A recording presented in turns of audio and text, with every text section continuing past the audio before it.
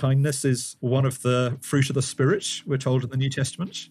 But there are also nursing virtues, and they're ones that have shaped Sarah, I think, in terms of her personal character.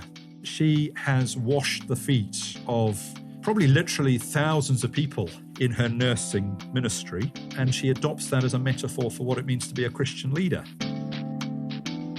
The Living Church, serving the Episcopal Church and the Anglican Communion since 1878. Welcome to the Living Church podcast.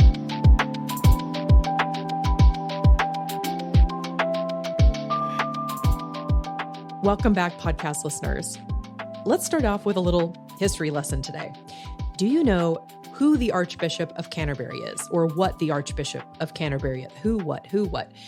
The Archbishop of Canterbury is the ceremonial head of the Anglican Communion, so the representative person of the Anglican Communion worldwide. And this person is also the primate or the head bishop of the Church of England. Let's go back several centuries ago to the 6th century, to the first Archbishop of Canterbury. This was a guy named Augustine of Canterbury, and he was sent by Pope Gregory on a mission to re-evangelize Britain after the first century wave of Christianity that came in with the Roman slaves, the Anglo-Saxons, had returned to their pagan ways. You can read Augustine's story, his adventures in Britain, in the the ecclesiastical history of the English people by the Venerable Bede. And this book includes letters that Augustine wrote to Pope Gregory, asking for pastoral advice on things like when British women should be allowed to receive the Eucharist. Gregory's resounding answer was, yes, please do that as often as you do it for the men. Yes, please. I wonder if Pope Gregory or Augustine could have imagined a day when Augustine's successor would be a British woman. In case you haven't heard, Anglicans have made world news for electing the first woman to serve as the Archbishop of Canterbury, former Bishop of London, the Most Reverend Sarah Mullally. She is the 106th ABC, Archbishop of Canterbury. I'll just say ABC, make my job a little easier. Archbishop Sarah is brand new to the role of ABC and coming in at a time of many tensions and possible changes within the Anglican Communion, including what the role of the ABC should actually be and what shape the church might take under the continued pressures of disagreement over what it means to be faithful to the gospel today. So, who is Archbishop Sarah Mullally? And what might we expect from her ministry? Our editor-in-chief, the Reverend Dr. Mark Michael, sat down with Dr. Andrew Atherstone. Who is that, you ask? Well, he is someone who has just published the definitive biography of Archbishop Sarah, called, very appropriately, Archbishop Sarah Mullally, a Biography. And they will talk about why she was the dark horse of the ABC race that the bookies didn't initially bet on, why Andrew calls her a trailblazer and a pioneer, how 20 years in a Southside evangelical church and a 20-year career as a nurse shape her leadership, what we can learn from a collection of her parish sermons, and how we might anticipate her role in the Anglican Communion's approach to euthanasia, same-sex marriage, and other divisive issues. Andrew is professor of modern Anglicanism at the University of Oxford and tutorial fellow and Latimer research fellow at Wycliffe Hall, Oxford. He's a prolific writer and also the biographer of the former ABC, Justin Welby. A quick note, Mark and Andrew bring up some issues in the Anglican Communion that you might not have heard of, but they're good about defining the terms as they go. That being said, I did want to just add a quick note about something called the Living in Love and Faith process that they bring up. If you don't know what that is, it's a big research and conversation project set up in the Church of England for the purpose of corporate listening and discernment around human sexuality. Basically, are we listening well to one another, and what should we do about what we hear? I'll include a link to the official page in the show notes. Now, I know in the immortal words of Michael Jackson, ABC is easy as 1, 2, 3, but really, Michael, I'm sorry, it's not. Archbishop of Canterbury is a tough gig. We all need to be praying for Archbishop Sarah, for real. but how might her past help specially nurture the Anglican Communion's present and future? We hope you enjoy the conversation. Andrew, thanks for coming on the show. Well, hello, Mark. It's lovely to be on the show, so thank you for having me along. Now, as I understand it, you committed to write this book months before the new Archbishop of Canterbury was announced last October, and you managed to write this solidly researched 200-page book that's being released now in mid-March. I spoke with you last September, and you said then you were doing a little reading based on your best guesses of who would become the Archbishop. So my first question is, did you guess right? Did you think it would be Sarah Mullally? My guesses were completely wrong in terms of my predictions for who would be the new Archbishop. There were many other runners and riders, and I was getting ready, purchasing books by them and downloading their PhD theses and those sorts of things. I was getting all primed, but I'd done no research on Sarah Mullally until the day that she was announced. So she was a classic dark horse in the race. Well, a sort of appointment that when she is announced, you say, well, yes, that's so obvious. But I suppose she wasn't being primed in the bookies' numbers. She certainly wasn't up near the list, partly because of her age. So she is 63. She turned 64 the day after her installation. That gives her only 6 years at the most as Archbishop of Canterbury, because in the Church of England, we have mandatory retirement at 70. So most people were looking at someone maybe in their late 50s. As you say, Sarah was the dark horse who came up on the inside. Tell our listeners a little bit about your background, how you were the one that Hodder and Stoughton said, we want to write this book. Well, I'm speaking to you from my office in Oxford in the United Kingdom. And my day job here is teaching at a little seminary, training clergy for the Church of England. My title is Professor of Modern Anglicanism in the University of Oxford. So I work as a historian on Anglican themes and topics, especially the history of the Church of England and the Anglican Communion. And about a dozen years ago, 13 years ago, when Archbishop Justin Welby was announced, I wrote a rapid biography of his path to Canterbury. It's called Archbishop Justin Welby, Risk Taker and Reconciler. And that was a really enjoyable research project. We thought with the publisher, well, why not try to attempt the same a second time? A bit of a mad scheme, writing a biography in 2 months, but it's proved very stimulating and great fun. Well, you're slower than the AIs, I saw, but still quite an impressive undertaking. I mean, how do you organize a project like that? Well, Sarah was announced as the new Archbishop on the 3rd of October. So that was the day the research began. And the first draft had to be delivered to the publisher by the 3rd of December. And then some more revisions and additions over the Christmas vacation and into the press in January in time for release in March. So I spent those 2 months diving straight into archives and as many parish records than I could find. I spoke with many of her colleagues and friends around the Church of England and back in her youth to try and build up a bit of a picture and then just write the narrative. In the preface, you describe her as a trailblazer and a pioneer. What do you mean by this? She's the first woman in the office. That marks her out. I mean, that's a very historic moment to be the first woman. She's also the first to have such significant experience outside of the church before ordination. So when Justin Welby began, many people said he's an archbishop like no other because he had 12 or 13 years of experience in the oil industry and in big business. But Sarah has 20 years of experience in the National Health Service in England and the Department of Health and the Civil Service here. She was ordained at the age of 39, later than any Archbishop of Canterbury in history. Most of them, of course, are ordained in their 20s. Very unusual. And she's also the first to come through the Church of England's part-time theological training courses. The classic history of an archbishop is public school, the elite schools like Eton and Harrow, and then you go to Oxford or Cambridge, and then you go to full-time theological college and you work your way up the church's hierarchy. Sarah's completely different to that. She went to a polytechnic to train as a nurse, and then she did her theological training in an evening course, and now she finds herself as Archbishop. The section on her early life in the book is very interesting. Suburban childhood in the London suburbs. And then it talks about how she had an evangelical conversion as a teenager and got involved in the Christian Union, which is a sister organization to InterVarsity Christian Fellowship here in the U.S.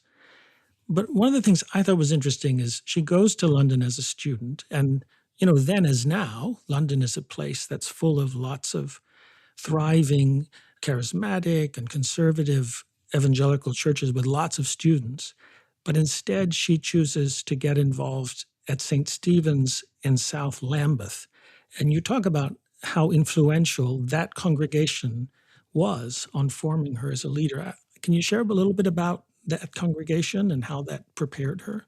So London as a capital city is a place of great contrasts, from multimillionaires and great social deprivation. But the River Thames runs through London, of course. So you have the culture of north of the river and south of the river. And Sarah Mullally was very much formed south of the river. This tends to be the poorer part of London. It's not Westminster, it's not the seat of government, it's not the banking sector in the old city with many of the large evangelical churches. Lambeth is a poorer part of the capital, but it's where her polytechnic was based. As an 18-year-old, she went to the Polytechnic of the South Bank to take a degree in nursing, ages of 18 to 22. And her first year student accommodation was in a brutalist 1960s concrete tower block.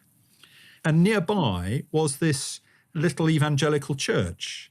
It was a very lively congregation. It was socially mixed, racially mixed, a large number of people from the Caribbean and from West Africa as part of that church. It was informal in its expression. So they seldom had robes. They had a music group. They had Bibles in the pews.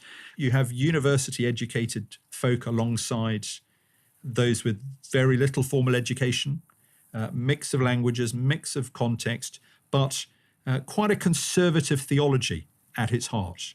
It was missional in its outreach to the local housing estates and strong on gospel proclamation, strong on Christian conversion as emphases. Not a congregation that she simply stayed in for her student years, as you might expect, and then moved somewhere else. She was actually part of St. Stephen's South Lambeth for the best part of 21 years, from 18 to 39, from teenage years up into middle age. So it has formed her and shaped her in fundamental ways, I think. Now, you spoke a few moments ago about the significance of her career in nursing as a nurse administrator in the National Health Service. And I'm curious how you think that experience has shaped her ministry within the church. Remarkably, her new home at Lambeth Palace is only a few hundred yards from the hospital in which she trained, St. Thomas's Hospital in Lambeth, which was a school of nursing training set up by Florence Nightingale back in the 19th century. And to begin with, she walked the wards as a nurse and quite quickly was promoted through ward sister and then senior nurse and administrator in some of the, worked all the way up to being an executive, part of the senior leadership team of a flagship hospital called the Chelsea and Westminster Hospital, where she is an administrator in charge of thousands of nurses and seven-figure budget, very significant influence, but then was headhunted by the government and taken to be the chief nursing officer for England. She had an office just opposite 10 Downing Street in the centre of London, where she's then moving amongst politicians and policy formers. And I think those years, those 20 years, have shaped the Archbishop of Canterbury in innumerable ways. Let me offer a couple. One way that she's been shaped by her nursing experience is her emphasis upon compassion for the person in front of you, and equal treatment of whoever comes through the doors of the hospital and is in need. So the ministry of kindness and care and compassion, of course, they're Christian virtues. Kindness is one of the fruit of the Spirit, we're told in the New Testament, but they're also nursing virtues, and they're ones that have shaped Sarah, I think, in terms of her personal character. She has washed the feet of probably literally thousands of people in her nursing ministry, and she adopts that as a metaphor for what it means to be a Christian leader, of compassion and care for the people that you meet and servant-hearted leadership. That's one significant way. I think another significant way is that it has given her administrative skills in how to lead a very large organization. So of the two great British institutions, the Church of England and the National Health Service are two of the most complex organizations in this country. And she's been near the top of the National Health Service and now also the Church of England. A very proficient administrator, used to handling big budgets, used to collaborating to make changes happen.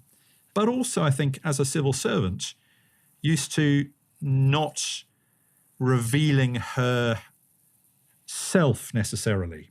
If you are in Whitehall working alongside the government, there will be policy statements that you will back up. You are very careful about your public pronouncements. And she's brought that into her ministry as a bishop and archbishop as well. She's very careful with the words that she uses. And I think she learnt that as a senior nurse. I think you said at one point that she remarked that they will put on my tombstone, "She ran a good meeting." I don't know if that's what will go on Justin Welby's tombstone, but certainly that's something she learned to do. I love that expression of hers. When I die, they'll say, I ran a good meeting. And it is a skill that you need as a senior Christian leader. Certainly Justin Welby as Archbishop 105 and Sarah Mullally as Archbishop 106 are very different personalities, but also with very different skill sets. One of Sarah's is calmness. Just last month in February 2026 at the General Synod of the Church of England, she was in her first role as president of the Synod and therefore gave her inaugural presidential address. And she said, as Archbishop, you can expect from me three things, which will be calmness, consistency, and compassion. But I think that's significant. Calmness, consistency, and compassion. Not necessarily big programs, not necessarily driving through force of personality, great schemes for the Anglican Communion, but just calm administration. So, Andrew, I think you've probably read more of Archbishop Mullally's sermons than anyone else besides her. And so I'm curious, what themes stand out in her preaching and how do they express her theological vision? One of the most rich and delightful sources for the biography was a set of sermon manuscripts which are held by the Cathedral Archive in Salisbury. Sarah Mullally was a canon of the cathedral for 2.5 years. And so reading through those, you have her monthly preaching to a normal congregation at a normal Sunday Eucharist, not the sermons you would get on YouTube that might be for great state events or great ceremonies, but just normal preaching to a normal cathedral congregation. And I think some very striking themes emerge from those sermons. Sarah is always drawn, or very often drawn, towards the gospel reading. She loves speaking about Jesus Christ, and she loves speaking about personal encounters with Jesus. So many of her sermons are those gospel narratives. A theme that she frequently draws is the fact that Jesus welcomes the outsider, the marginalized, the one who is rejected by the religious leaders and the theologians, as we see frequently in the Gospels. And Sarah will point to those instances as part of, again, the compassionate care and concern and welcome of Jesus Christ to those on the edges.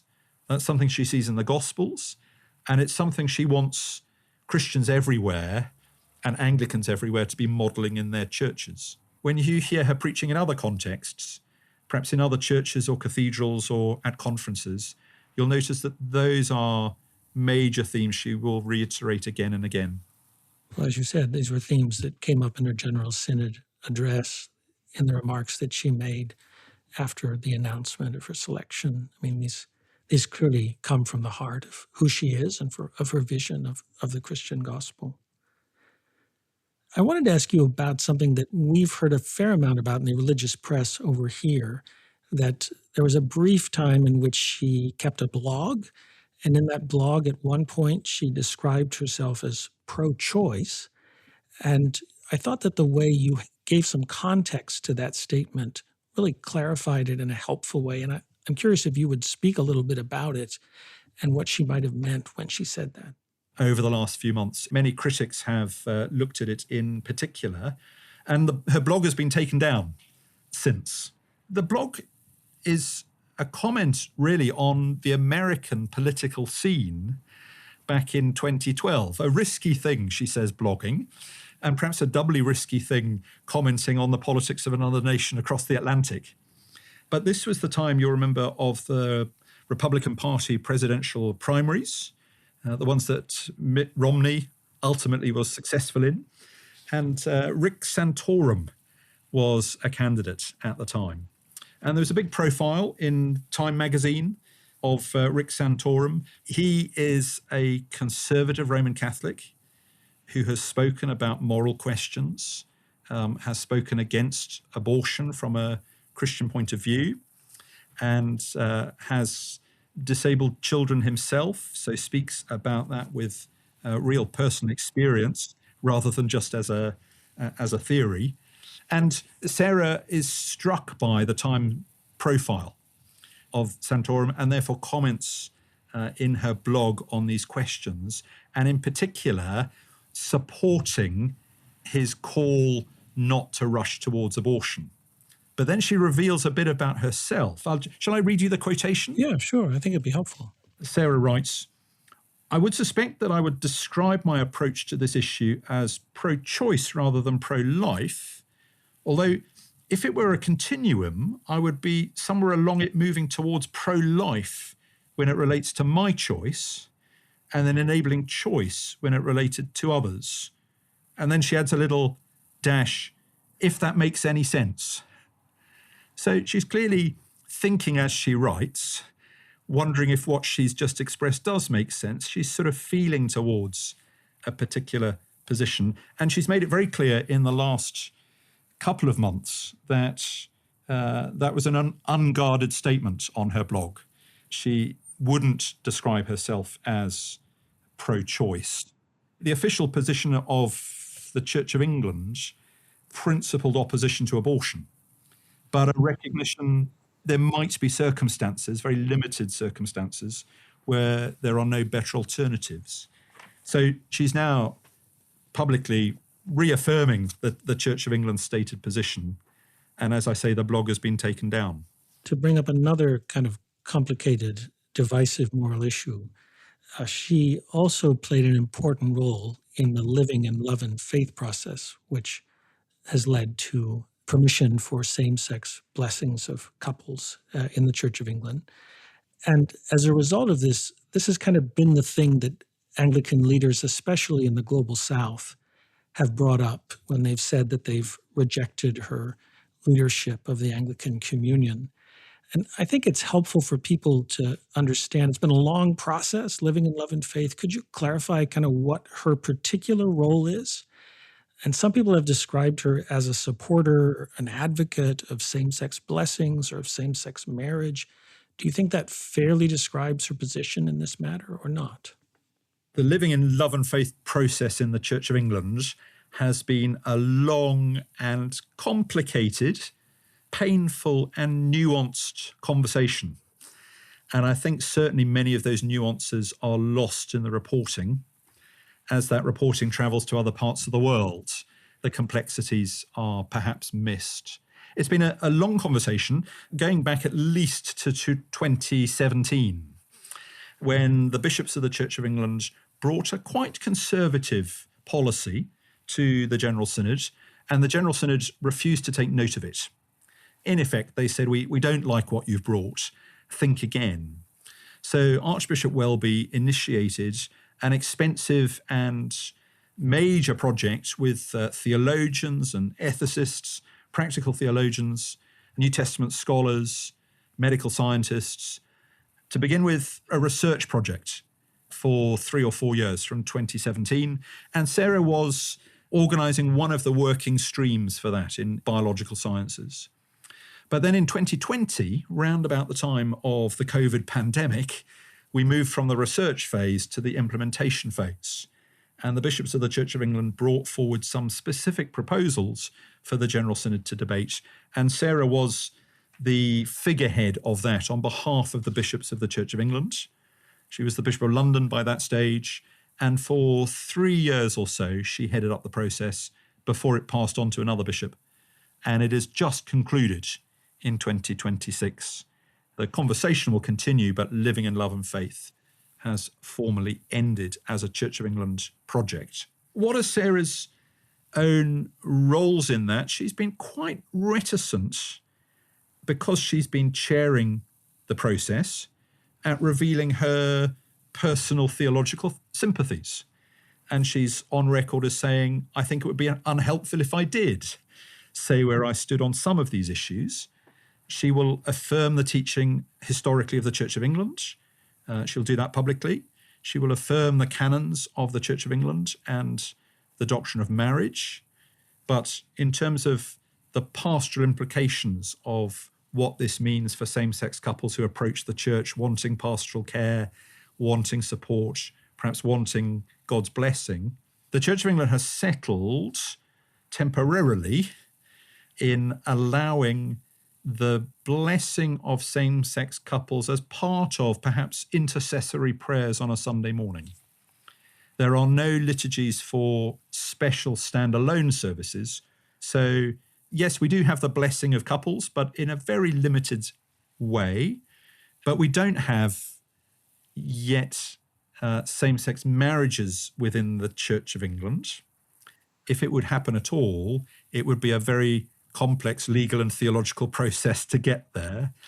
And Sarah has never supported same-sex marriages in church, though she has supported the blessing of those who've been married perhaps in the town hall, who've then come to church not for a marriage but for a blessing service. It's been very controversial.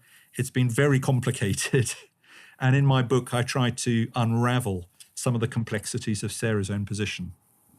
So would it be fair to say that she makes a strong distinction between, say, theological teaching about marriage and pastoral presence in the lives of same-sex couples? I interpret her as saying that what the Church of England has offered in the prayers of love and faith, or what the House of Bishops have sought to bring to the church and commended for use, is a pastoral provision for a couple who come to you in need and desire to grow closer to God.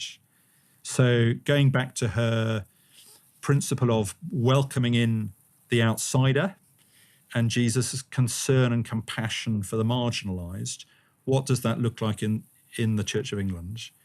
She hasn't anywhere argued for the doctrine of marriage to change, and that's laid down in our canons, Canon B30, as between a man and a woman for life. That's the doctrine of the Church of England. But she has argued for pastoral provision in the form of these liturgies. And that's been far too little for some in the Church of England and far too much for others.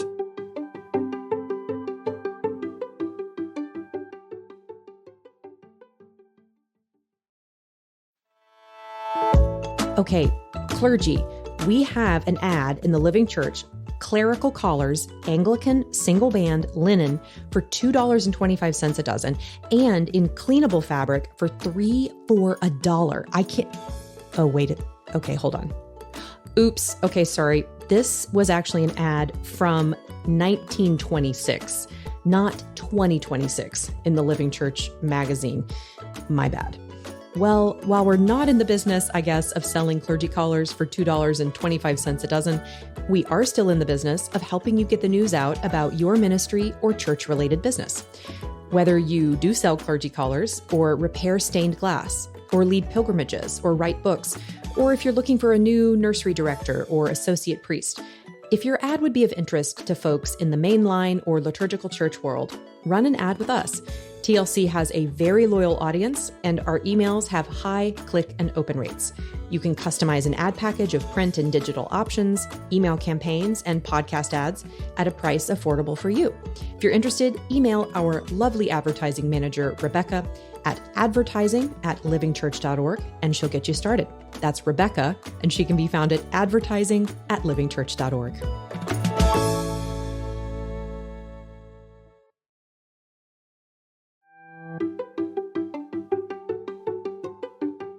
The Church of England has faced a series of crises around safeguarding. This is part of what led to Archbishop Welby stepping down early. And some people have described Archbishop Mullally as a safe pair of hands on this very difficult issue. Do you agree with that analysis? The Church of England has, like many denominations around the world and many provinces in the Anglican Communion, found itself in deep difficulties over the mishandling of safeguarding cases, both recently and historic ones which have been coming to light in the last few years. Many things, I think, have improved. And although Justin Welby resigned over the question in 2024, he did drive forward many practical changes on the ground. I think if you asked most local parish churches how safeguarding is happening in their worshipping communities, they're very, very strong, lots of good practice multiplying across the country. One of the concerns, though, is how bishops have handled allegations. My reading is that Sarah herself has strongly improved safeguarding operations in the Diocese of London. She's tackled many of the questions. She's brought new investment and new resources and personnel. Quite a lot of those have been difficult cases, only a little bit of which ends up in the public domain. But it's nonetheless also true that many have been highly critical of her for what they would call mishandling of some of those cases. And there have been some scandals in the Diocese of London which have been very high profile. She has said she welcomes the scrutiny and that all bishops and archbishops and leaders in the church should be scrutinized for their approach and handling of safeguarding questions. So she welcomes the light that is being shone upon the church and upon her own work within the church. My reading of it, though, is that, yes, she has done reasonably well in a very difficult situation.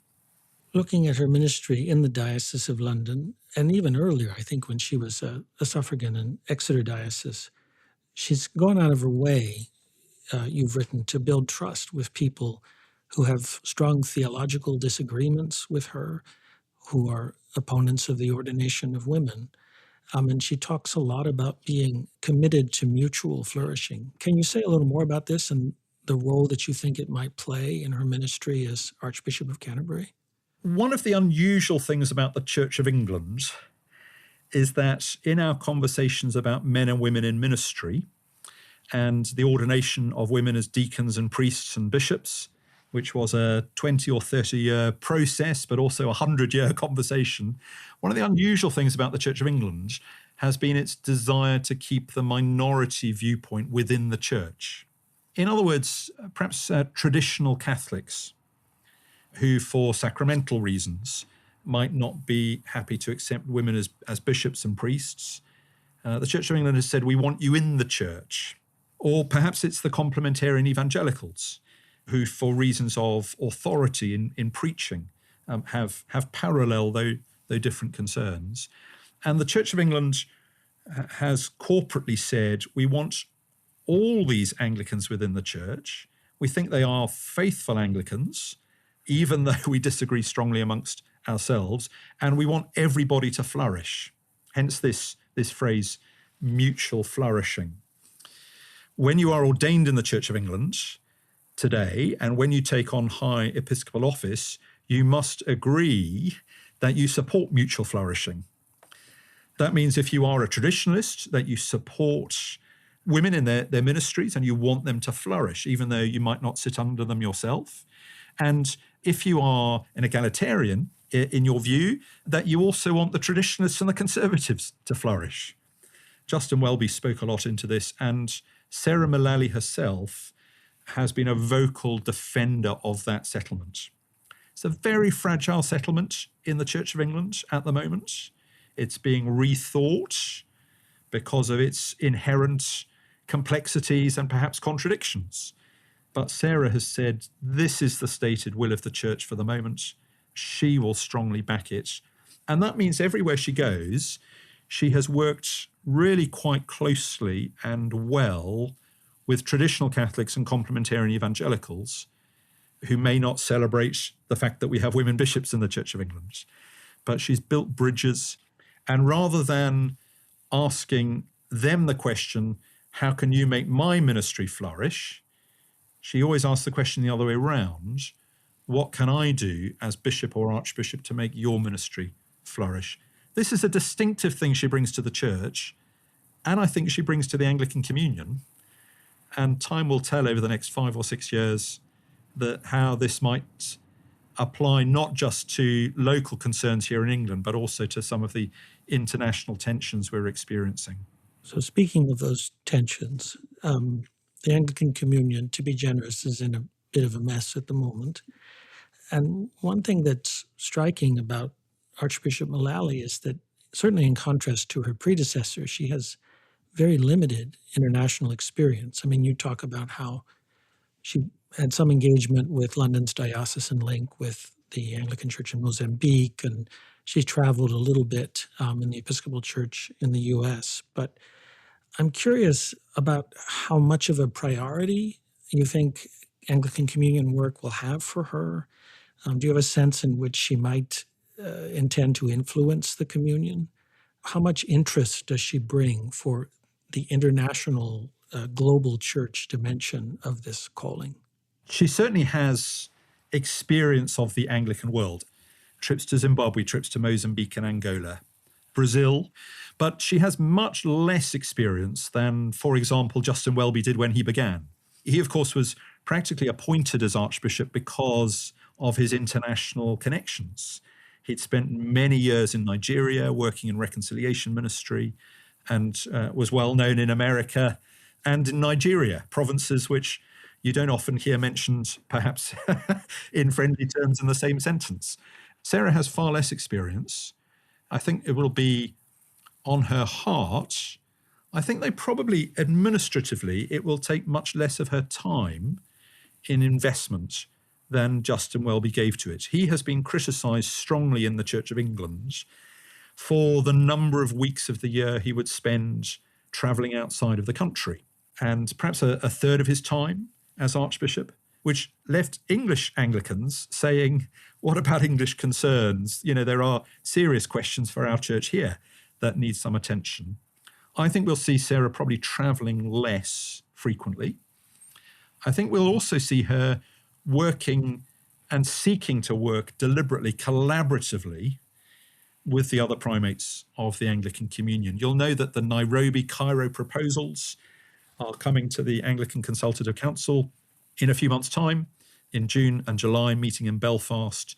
So the Nairobi Cairo proposals, which have been developed by IASCUFO, the Inter-Anglican Standing Commission on Unity, Faith and Order, which is like the ecclesiological think tank for the Anglican Communion. We are bringing proposals to the Anglican Consultative Council in Belfast in June and July.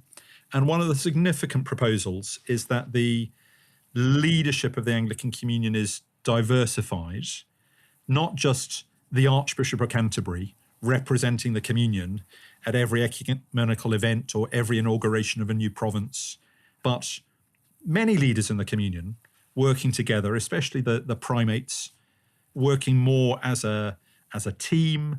And Sarah, I think, will be much more deliberately collaborative in her ministry in this new style that she will bring.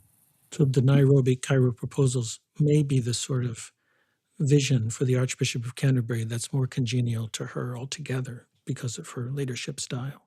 Well, we will wait and see what her judgment is when the Anglican Consultative Council meets. But I think you're right. I think we might see several things working in harmony together, which is a natural desire in the Church of England to change the working relationship of the Archbishop of Canterbury, and a natural desire in the Anglican Communion to change that working relationship. We're all pushing in the same direction. So you talked about concerns from within the Church of England about Archbishop Welby perhaps being too engaged in Anglican Communion affairs. Part of this also is that a significant role for the Archbishop of Canterbury, maybe not as much as generations ago, but a significant role remains addressing the British people on important social questions, speaking out in times of public crisis. And Archbishop Mullally has had a little bit of experience of this as the Bishop of London, one of the Church's largest see. And I'm curious what you make of her public voice on public questions thus far. Do you feel that she's up to the task of being the public voice of the Church in a significant way? As much as there are frequent commentators in the news saying the Church of England is an irrelevance now in modern Britain, actually the words of the Archbishop of Canterbury do carry weight. People notice, and politicians and governments notice as well. Of course, we have over 20 bishops and archbishops in the House of Lords, our upper chamber in Parliament. They're there ex officio because of their office. And she's already spent 8 years in the House of Lords, frequently speaking on matters of social and political and national concern as the Bishop of London. I anticipate her continuing to do that as Archbishop of Canterbury. And one of the themes that she reiterates to the Lords, the peers, as they scrutinise government legislation, is the value of every human being on Christian principles. She'll talk about imago Dei, every human being made in the image of God and therefore deeply, deeply valued and treasured. When we are thinking about our refugee and migrant crisis and whether we should simply ship people off to another country when they stand on British shores, well, she would say that's a theological question because it relates to the humanity of the people in front of us.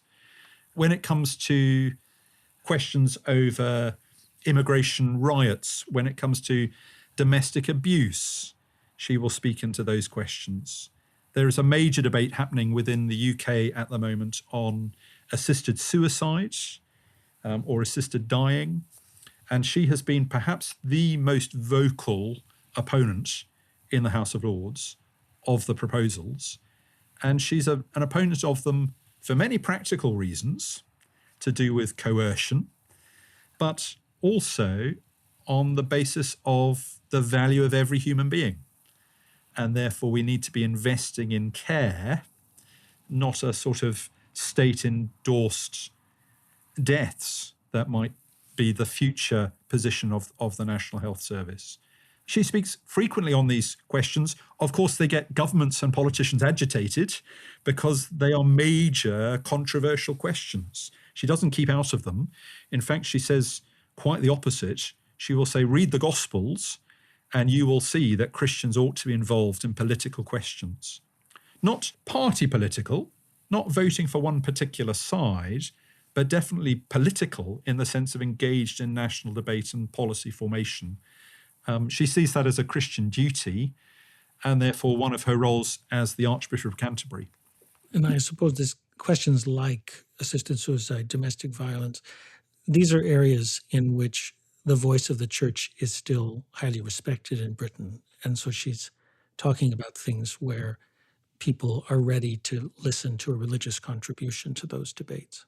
Many of the other faith leaders in Britain outside of the Christian churches welcome the fact that we have bishops in the House of Lords, because they will say there are people who are speaking on theological and religious principles into our legislature, not just on secular principles. So yes, I think those voices are still very important. Though, of course, if the bishops say things about policy with which you disagree, well, then you think they should be quiet and should be removed from Parliament. Of course. It was ever thus. You wrote a terrific column in the Church Times, and one of the things that you said there has really intrigued me. You said that she will have a relatively short tenure as bishop because of her age. But you said that probably means that she doesn't need to be in a hurry. That's a bit of a paradox. Can you explain what you mean by that? Sarah Mullally's legacy in Anglican global history has already been made, because she is the first ever woman in the history of the church for 1400 years to be appointed to this high office, to the seat of Augustine. That is a remarkable thing, and when the history books are written, they will look back to that fact.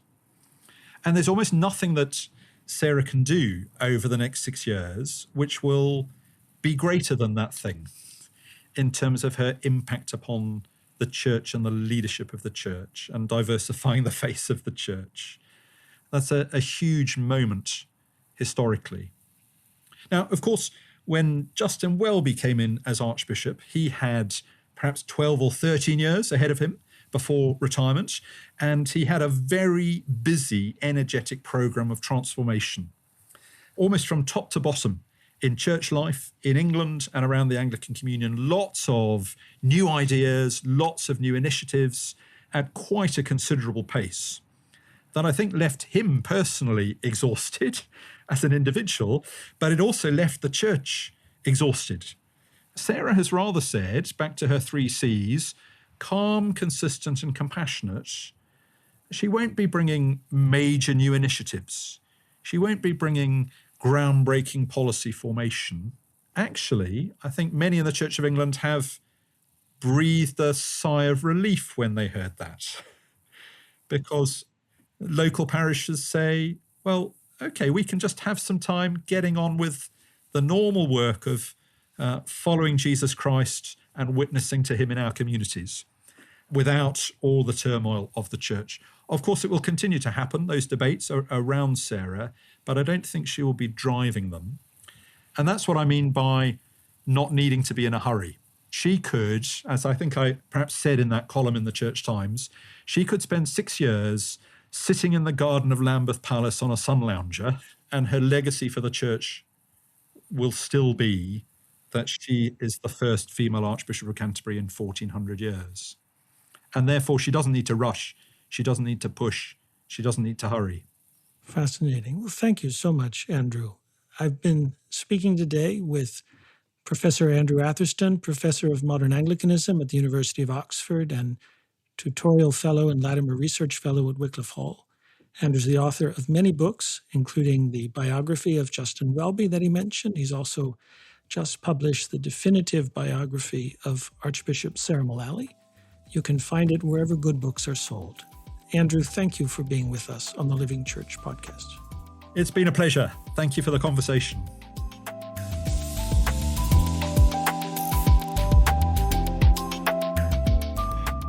Thanks for tuning in to the Living Church podcast, a ministry of the Living Church. This episode was edited and mixed by the team at Sound On, Sound Off. Learn more about their work at soundonsoundoff.com. In 2 weeks, how might your prayer life affect your leadership? The Reverend John Sundara joins us to share ministry stories and explore the relationship between private prayer practices and patterns of institutional health. Until then, I'm Amber Noel, your host, and it's been good to be with you. Peace.